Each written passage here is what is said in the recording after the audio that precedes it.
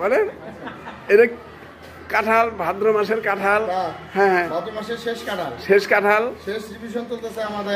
আচ্ছা আচ্ছা আচ্ছা। এবং কাঁঠালটা খুবই সুস্বাদু, খুবই মিষ্টি।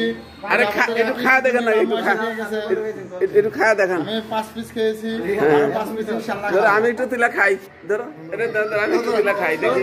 আরে ধরে ধরে থাকেন না, আরে একদম ধরে থাকা নাকি একদম খাওয়া লাগে, বুঝলেন না? বাবা একা একা কি খাওয়া যাবে? আরে উঠাইতে পারি না। এই যে পাশে আগলা গাছ হয়ে গেছে। বিসমিল্লাহির রহমানির রহিম। কেমন স্বাদ? আমার সেই সাপ, এত স্বাদ।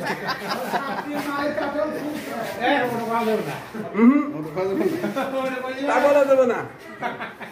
আচ্ছা বিচিটাও তো ভাজি করলি বা ভর্তা করলি স্বাদ, তাই না? আসলে কাঁঠালের কিন্তু কোনো অংশই ফেলা দিতে হয় না, সবই কাজে লাগে, তাই না? চোষাটা গরু খায়, এই যেটা বিচিটা আমরা ভাজি করে খাই, তারপরে রোয়াটা আমরা খাই, খুবই স্বাদের। ভাদ্র মাসের শেষে অর্ধেকেরও পার হয়ে গেছে। ছুটি দর্শক মন্ডলী, আসলে খুবই সুন্দর লাগলো কাঁঠালটা।